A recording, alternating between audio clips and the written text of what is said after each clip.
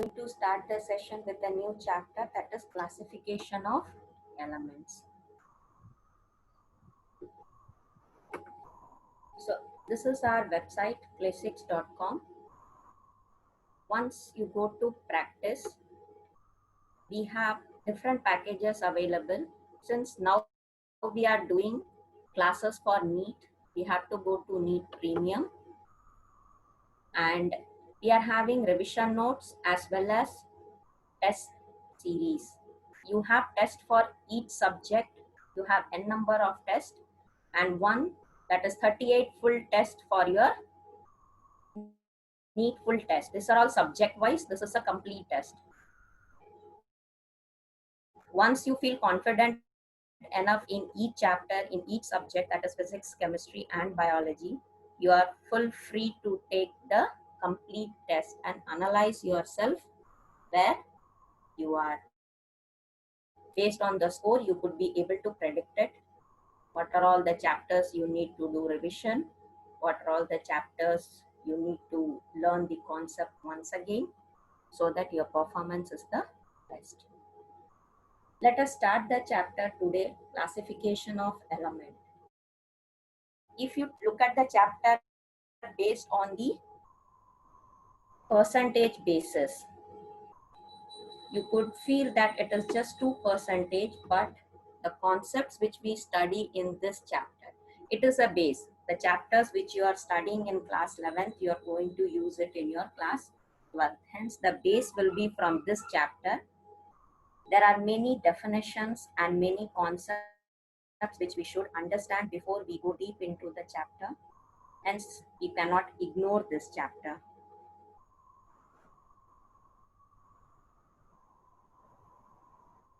Okay. So let us start. And if you go to revision notes, this is a precise note prepared by the Classics tutor to simplify your work. Instead of reading the entire chapter pages together, we feel bored and difficult. Hence, if you go to revision notes, this will give you a precise understanding, or you can say the simple formula or the important concept chapter wise for each subject. Hence, it would become, or we have made your work easy.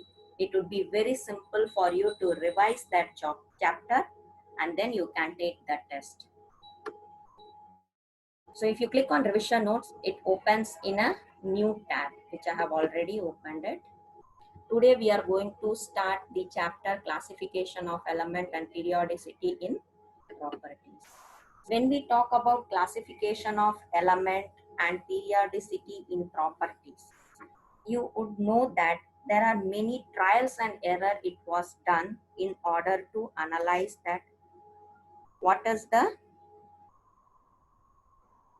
procedure we are going to follow or what are all the elements. Many trials and error was done by many scientists in order to group the elements in a proper format, which would be simple for us and it would be easy for us to understand. So if we talk about Dobinian's triad, based on this, he tried to arrange the certain elements. According to him, it was with similar properties in group.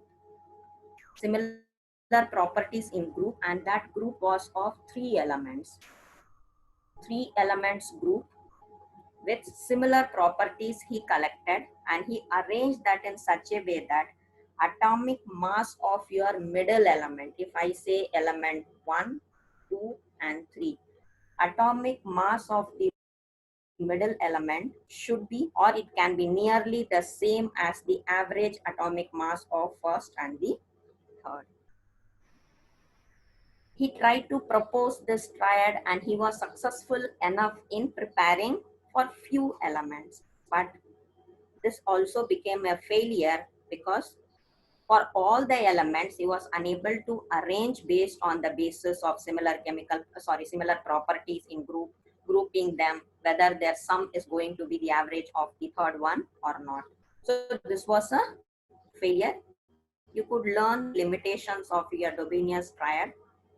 And after Dobinius, the new person who came, he did a try of your Newlands, that is Newlands law of octaves. His name was John Newlands, who proposed this law of octets. Among that, he said is when elements you are arranging in the order of increasing atomic mass, it will be a repetition. That is, every eighth element will have similar properties to that of the first one. First and eighth, according to him, first and eighth will have similar properties. And that is why he called it as a law of octaves, because he had a similar relationship existed. For again, he was also successful enough of bringing this relation for few elements, but not all. Again, this also had certain limitation. His classification was successful enough, but only till calcium, and further he was unable to proceed. And next person who came, that is your Mendeleev's periodic table, the physical and chemical properties of the element in a periodic function of their atomic mass. So Mendeleev's arranged the elements in the order of increasing atomic masses, and he called that as arrangement was called as periodic table. But to some extent, we could conclude that Mendeleev's periodic table was successful enough, because he also placed elements with similar characteristics in vertical rows. He also called it as groups, horizontal rows as periods. So to some extent, we could conclude that Mendeleev's periodic table was successful enough, but currently we are following modern periodic table. Currently we are using modern periodic table, and there are many physical and chemical properties of the element will be the periodic function of their. Difference between your Mendeleev's periodic table and your modern periodic table is he was following atomic mass, and modern periodic law is being followed based on the atomic number. And in detail, you could study the drawbacks of each one and then how the drawback was overcome in the next. And ultimately, modern periodic law became the most successful enough, and now we are using our modern periodic table. So based on your modern periodic law, what we know? We know that groups and periods.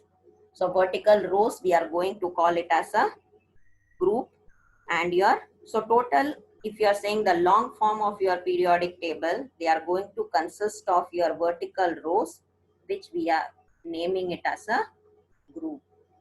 And there are total 18 groups. And even in Mendeleev's periodic table, he also said that each group will be independent of the other. And when we are saying periods, horizontal rows, we are going, and yes, you have to learn the characteristics of your groups and period, so that it will be important for you to analyze the properties. That is also important. And when we talk about the periods, horizontal rows in your periodic table, you're going to call it as a periods, and there are totally 7 periods in the long form of your periodic table. So based on the groups period, all this arrangement was done. All the elements got its position in the periodic table. We started following the modern periodic table. But the important part is your total periodic table was classified into 4 groups, which we all know that it is your S block, P block, T block, and your F block elements. And in coming chapters, we are going to study each block of the elements as a chapter. S block you have, P block we have, F block, F, T and F block elements we have. So each block of elements we study as a chapter. Hence, this chapter becomes important because this gives you the base of all the coming chapters. So how do we classify your S block elements? How do we say that this particular group of elements or this particular group and periods, I consider it as a S block elements? That is important. So when we say S block elements, immediately we have to understand that elements in which the the last electron should enter your s orbital. Last electron should enter the s orbital. And you know, the general outer electronic configuration of your s block elements will be your ns1 to 2. Hence, immediately we come to a conclusion that first and second group of elements, we call it as your s block elements, and that is categorized under your periods. Sorry, it is categorized under your metals. And obviously, the we have to know the properties of each and general characteristics, what we say it as your of your s block elements. So general characteristics we all could study, we all know that they will be considered it to be a soft metals. Then basic important point, it will be having low melting and boiling point. So all those properties is important because based on the properties of your s block or p block or your t and f block, you will be asked questions. So that is also important. Like if we are talking about your s block elements, immediately we conclude that they are soft metals. They will have low melting and boiling point. They will have low melting and boiling point. And along with that, they will have low ionization energy and they are highly electropositive. So when we say electropositive, what should we conclude from that? That means they will have the tendency of losing the electrons, or you could say they lose the valence electron readily to form your +1. And this we know that it will be, we call that as your alkali metals. So when you are learning your s block elements, it is very, very important. I'm saying you again that properties are important. You should know how the rate, I will tell you the definitions of each, but I'm stressing that you should know how the atomic radii is differing for s block or how it is differing for p block, because in the question when they will ask you to arrange the orders. When we are doing the test, it will be clear for you. Hence, when we study the properties of your p block, which one we call it as your p block elements. Elements in which obviously the last electron should enter any of the 3 p orbitals of their respective outermost shell. They have to reach the 3 orbitals of their respective outermost. Hence, when we are doing the electronic configuration, and it is also important that you know the electronic configuration or which we call it as general electronic configuration. This is also asked as a question. The general electronic configuration of your S block, P block, T and F block. For each block, you should know the general electronic configuration. It is asked in exams. And when we are talking about the properties, immediately when we say it is p block or the last electrons enter into p blocks, we should understand that it should be a metalloids, and here it falls under the category of metalloids and non-metals. Exception is some of them are metals also. Hence, when we look into our notes, see, each type is explained in short, and this information would be sufficient enough. So when we talk about your p block elements, I have given the outermost electronic configuration, and the elements belonging to this group number are from 13 to 18. It is categorized under your p block elements. And when we talk about the general properties, p block elements will include both metals and non-metals, but basically the number of non-metal will be higher compared to your metals. And metallic character, when you talk, no, it will be increasing from top to bottom within a group, and non-metallic character will increase from left to right. And the next one is, if we talk about your P block elements, what do we say in your P block elements? As usual, you should know the general electronic configuration of your D block elements, and it is coming under the group of metals. And of course, the third to 12th group of elements, we call it as your D block elements. And in this, you are having three different series, that is, we call it as 3D series, 4D series, and 5D series. Each range is important. So D block elements, these are elements of your group number 13 to 12. And this is also, we give a name that we call it as your transition elements. Transition elements, we call it as D block elements. And when we talk about the properties of your D block elements, of course, they will be hard, malleable, and ductile. And the metals, because these are being categorized under the group of metals, they will be having high melting and boiling point, and they are, of course, good conductor of heat and electricity. And the next group of element is your F block elements. So when I say your F block elements, they have two rows actually. And at the bottom of your periodic table, you will come across your F block elements. That is nothing but the two blocks which is available at the end of the periodic table. The two blocks are your lanthanides and your actinides. And when this is again very important, outermost, or you can say general electronic configuration for your F block elements.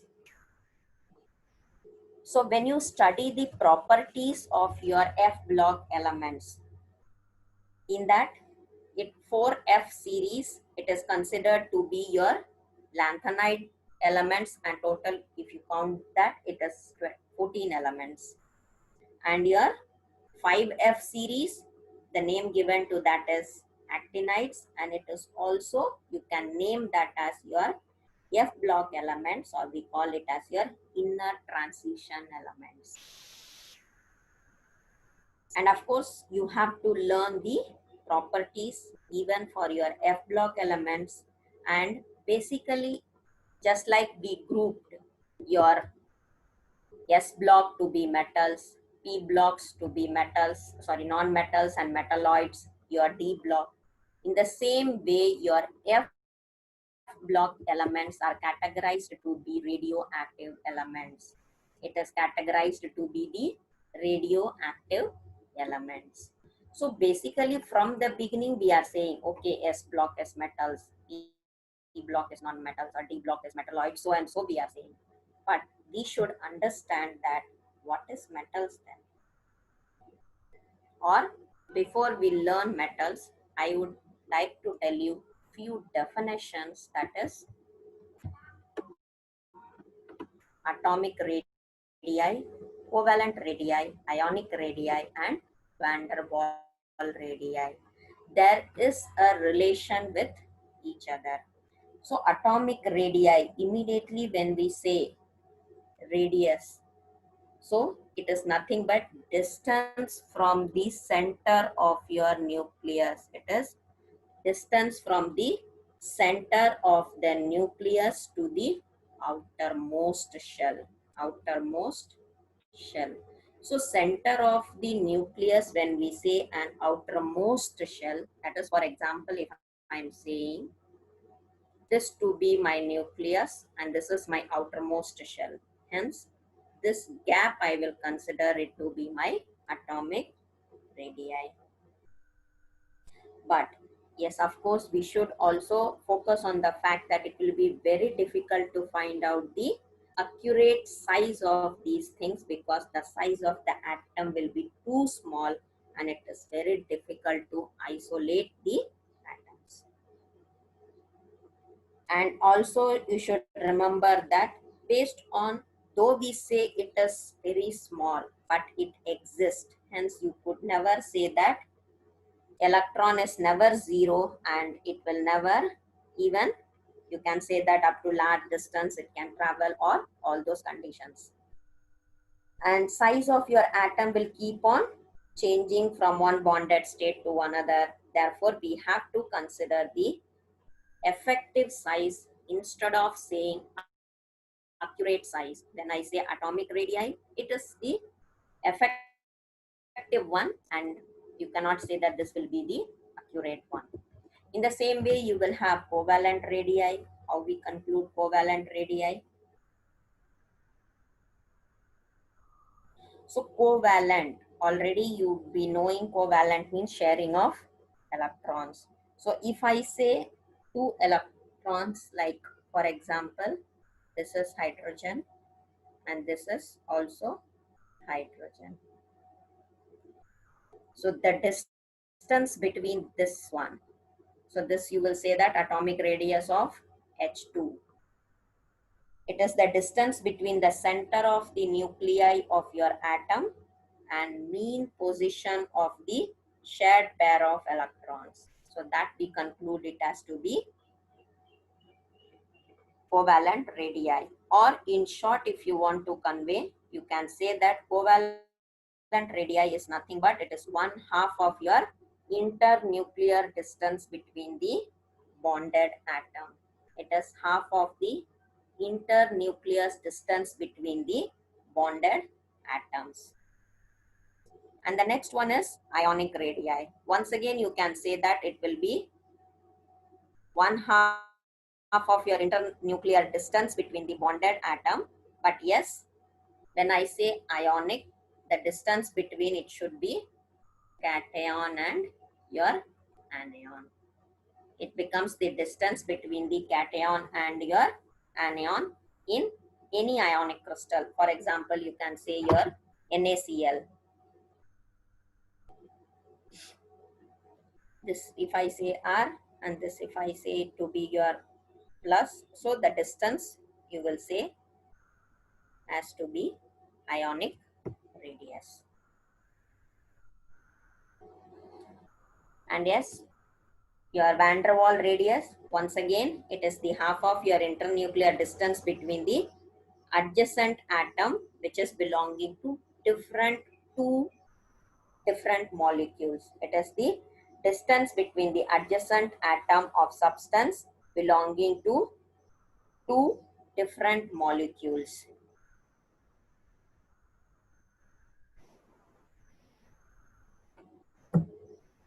And basically van der Waal radius or van der Waal radii you can find out in inert gases. And very important topic from this chapter is two concepts, that is your ionization energy, electron affinity and electronegativity. But before we go into that, we should describe, as we were, sorry, that is your metals, non-metals and metalloids. How do we say your metals, non-metals and your metalloids? So basically more than 78% of your all known elements, it is being categorized into your metals. And this will be basically present in the left side of your periodic table. So if I say no, okay, fine, non-metals, these are present in top right hand side of your periodic table, and these are basically your, or you can say usually it is gases or solid at room temperature. And metalloids, elements which is going to show the character of your both, that is metals and non-metals, they that we say to be your metalloids, or it is also called as semi-metals. Hence we should know how do we categorize as metals, non-metals, and your metalloids? You know, based on the total number of valence electron present in the outermost shell, we conclude that it is a metal, non-metal, and your metalloids. This you would have been studying in your lower classes. So next important is what is ionization energy. Amount of your energy or amount of energy which we are going to require in order to remove an electron from your valence shell of your isolated gaseous atom. We say that as your ionization energy. So immediately we should understand that it is saying that required amount of energy required. So required itself is indicating that ionization energy is positive. So it is always given from outside to remove an electron. We are providing an additional energy from outside in order to remove an electron from your valence shell. So when you are studying in detail the chapters, you will find out that you are studying first ionization energy, second ionization energy, and so on. So there we categorize that it is the amount of energy you are requiring in order to remove your first electron or in order to remove your second electron. It depends. And next important is your electron gain enthalpy. And so what is electron gain enthalpy? So we can consider electron gain enthalpy as an opposite term of your ionization energy, because here we are going to say that it is amount of energy released when you are trying to remove, or sorry, when electron is being added to the outermost shell. It is the amount of energy which is being released in order to, electron is added to outermost shell of an atom, and this energy will totally depend upon the extent of your, or you can say extent of attraction for the incoming electrons. Whichever electrons I am trying to bring in, the concept will totally depend on your energy. So the metallic, or we are saying, and yes, electron gain enthalpy, or your, when you are studying, you do focus on its properties, because electron gain enthalpy will become more negative as we move along the period, and it will become less negative down the groove. This is important to note, because when they may ask you to, they will give you certain elements and then we will be asked to arrange that. And in regarding to your ionization energy, noble gases will have exceptionally high values of your ionization energy. Why? Because they will be stable. They have stable electronic configuration. So wherever you're finding that they are having a stable electronic configuration, it is obvious that ionization energy will be high. Why it will be high? Because we have to apply, or we have to give additional energy in order to pull that electron from there. And helium has the highest value of your ionization energy. In the same way, chlorine has the highest negative electron gain enthalpy. And the next important is your next concept, that is your electronegativity. What is electronegativity? It is nothing but the tendency of an atom to attract your shared pair of electrons more towards itself. It should have the tendency of attracting the shared pair of electrons towards itself. And this property will totally depend upon the size and the nuclear charge. So if I say, if the size is less, ultimately more will be the nuclear charge and hence more attraction for your shared pair of electrons. So when we are talking in your periodic table, it is fluorine is the most electronegative element and your cesium is the least electronegative element. You could conclude that fluorine is the most electronegative element and your cesium is the least electronegative element. So by this we can conclude that and concept of this chapter, that is classification of elements, and let us try taking test so that we could understand how the questions are being asked and it will be helpful for you to practice. So let us go to, please switch off your video.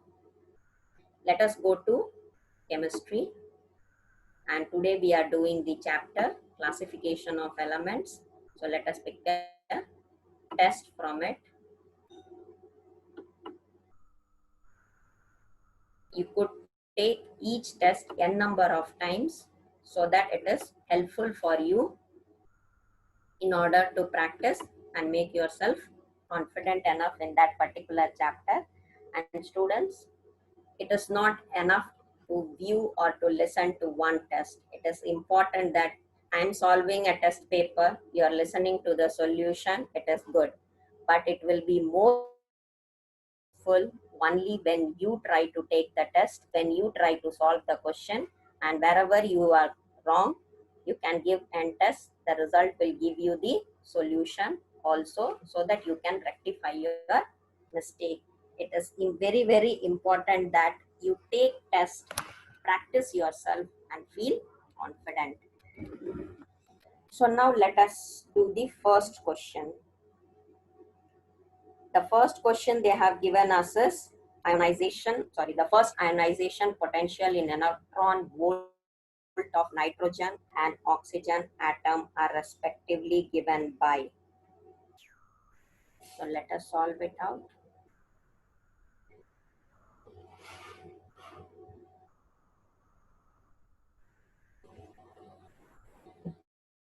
So what they have said, the first ionization potential in the electron volt of nitrogen and your oxygen.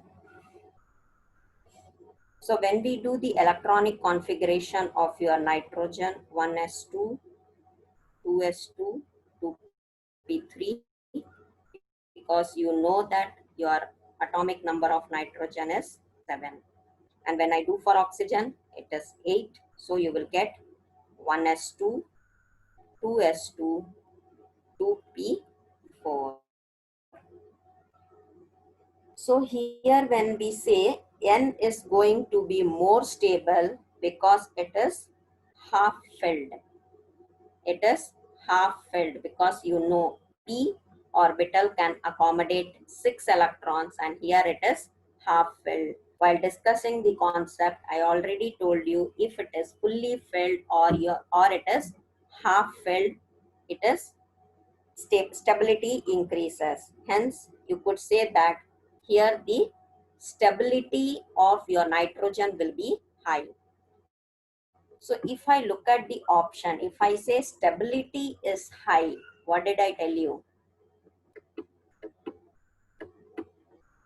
It is said that ionization energy, see, noble gases and exceptionally your ionized because of their stable electronic configuration.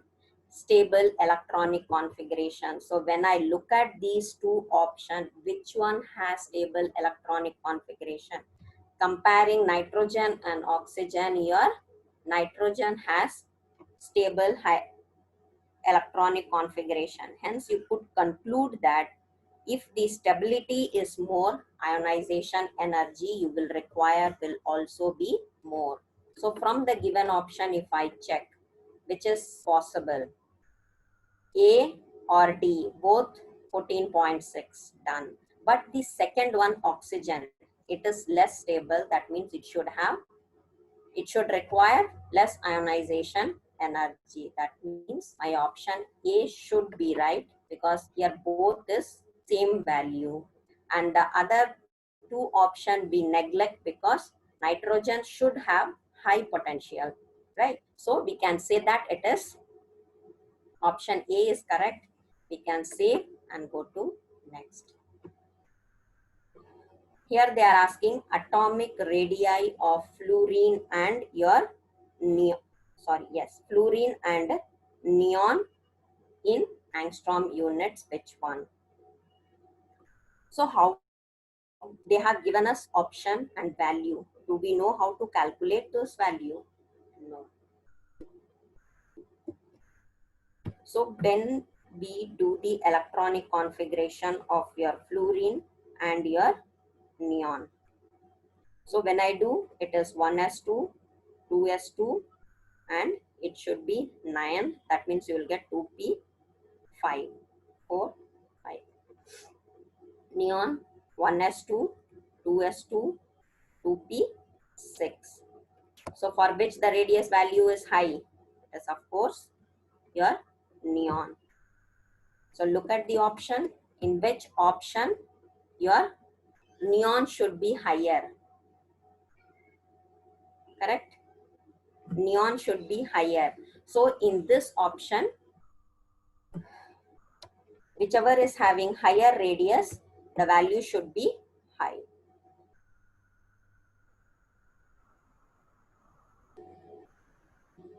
So let us mark the right option in it. Thus we can say that option A is correct. Save. Next. The electronegativity of the following element increase in the order.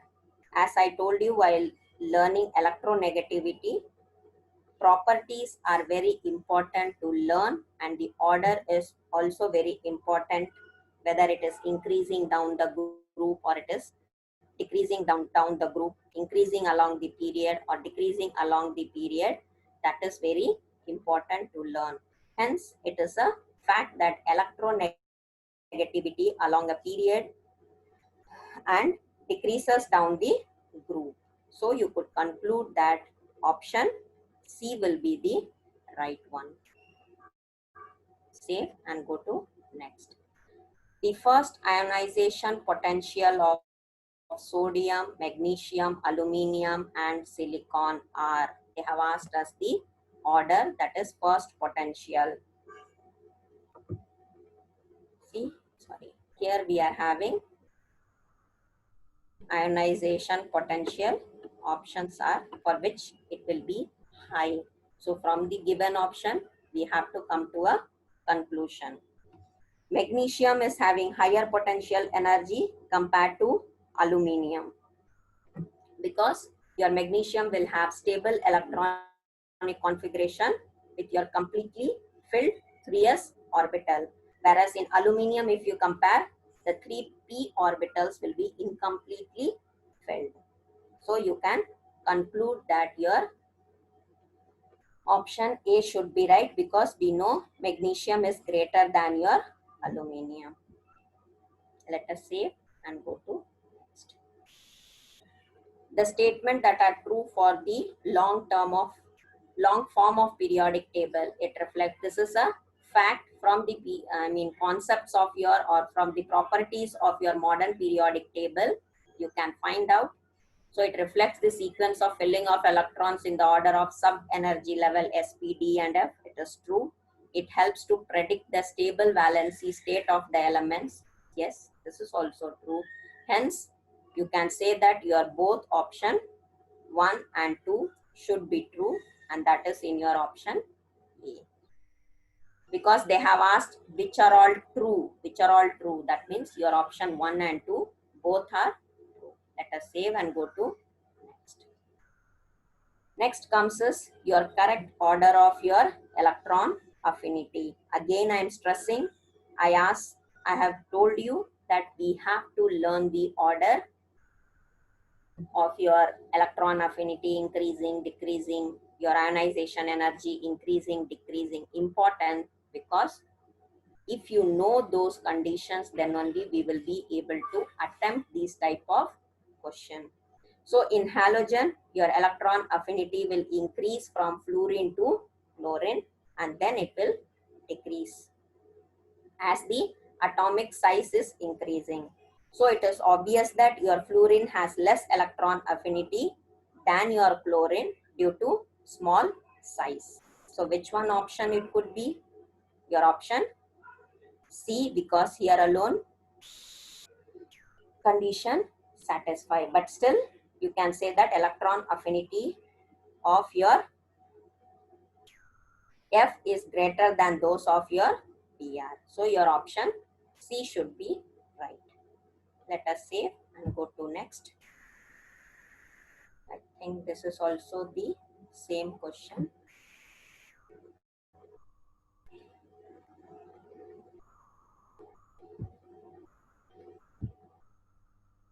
And the correct order of your ionization energy, here comes the correct order of your ionization energy is your nitrogen will have the maximum ionization energy in this given option. It is not in the entire elements. Here carbon, nitrogen and oxygen, when you compare, nitrogen will have maximum ionization energy, because when you do the electronic configuration, you could come to know that it will have half filled electronic configuration. Hence you can say that your order option C will be right.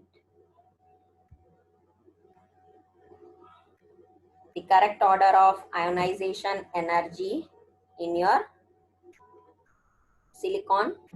So even again, if you are learning the properties, you will come to know that phosphorus will have maximum ionization energy, because when we do the electronic configuration, even here phosphorus has half filled electronic configuration. So we will say that phosphorus will have highest electronic configuration compared to these two. Hence your option C should be the right option. Let us mark and go to next. Electronegativity of fluorine. How do we find out that electronegativity of fluorine? Electronegative value, you will come to know when you learn the chapter. You have a Pauling electronegativity scale, and that will help you to find out the electronegative value based on the valency. If you know the valency of your element, based on the valency, you should look into the electronegativity value in the Pauli's electronegativity scale, and from that you can say what will be the electronegativity value of that particular element. But since it is fluorine, we all know that it is the most electronegative element, and fluorine will have electronegativity of 3.98. Fluorine has electronegativity value of 3.98, which you could conclude approximately to be 4 on your Pauling electronegativity scale. So let us mark that and go to next. Which of the following element is expected to have maximum electronegative value? Which of the element is expected to have maximum electronegative value? How do we conclude that which is having the maximum electronegative value? There should be some order. See, basically, if you're looking into your periodic table, the easiest way or shortcut which I could tell you, that electronegativity is nothing but it is see how much elements we want, or that particular element, I mean how many electrons is required by that particular element. So it will be very simple to find out that whichever element, if it is nearby, no, if it is near to the chlorine, near to the fluorine, that will be more electronegative. It is a simple trick to find out. That is not the exact solution. It is just a trick. If you are trying to find out that particular element nearer to fluorine, then that will be highly electronegative. Once again, I am telling you, it is just a tip, not the exact method. So compared to this option, your sulfur will have the maximum electronegativity value. Next is, which of the following element has the basic oxide? So basic oxide, it is obvious from the given option. It will be very simple for you to find out that option A should be right, because from the given option only magnesium is your metal. So magnesium being a metal, it will have, or it will form basic oxide. Let us see and go to next. Which of the following element has highest value of electron affinity? Which of the following element has the highest value of electron affinity? So once again, same rule you apply. Whichever is close to your fluorine, that will have the highest value, and in the given option, sulfur will be the right option. Let us save and go to next. Which of the following element is a metalloid? So how do you find out from the given option which is a metalloid?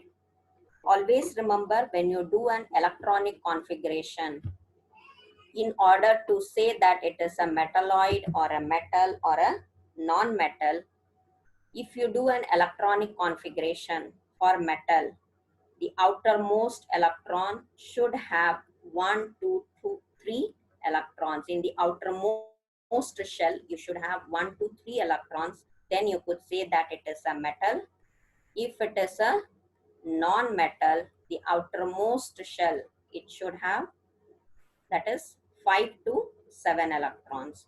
In the outermost shell, if you have 5 to 7 electrons, see, there is a difference between valency and valence electron. I am talking about valence electron, not valency. Please do not confuse. I am talking about valence electron. If the outermost shell has 1, 2, 3 electrons, that is valence electron, then it is categorized under metals. If you say 5 to 7 electrons in the outermost shell, it is a non-metal, and of course the leftover is 4. So when you do an electronic configuration for the given option, the element which has 4 as their valence electron, that will be categorized as the metalloid. So you can say, let us save and go to next. Which of the following element will never have an oxidation state of +1? It will never have an oxidation state of +1. So when I say oxidation state of +1, it is of course that fluorine is your most electronegative element, and the oxidation state of fluorine is -1. It can never be +1 because it is the most electronegative element. Let us save and go to next. We have reached the last question. So let us give, and sorry, I have not marked this. So we have completed all the 15 questions. Let us give end test and see which are all right.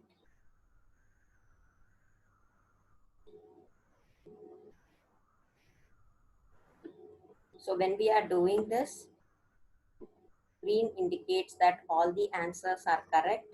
But if suppose we have given some wrong answer, that will be indicated in red color. And if you click on that particular question, it will give you the right answer as well as the explanation to that answer. If suppose you are gone wrong, you could learn the explanation, and from the explanation you could get the right answer. So that's all for today. Let us see tomorrow with a new chapter and a new questions. But till then, do learn this chapter, practice the test, and have and feel or evaluate yourself and find out if you're confident enough. If not, if you are not confident enough or if you are stuck with any question, you are full free to reach us by the service provided here, that is your a feature added to play6.com, that is ask. Through ask you can post your question or you can reach out to us with telegram chat application. You can post, you're full free to post your question as and when tutors are free, they will revert back to your answer. And if in case you feel that you are not confident with the chapter, you can reach to the Clay 6 management and request for one-to-one classes from the Clay 6 tutor. Thank you.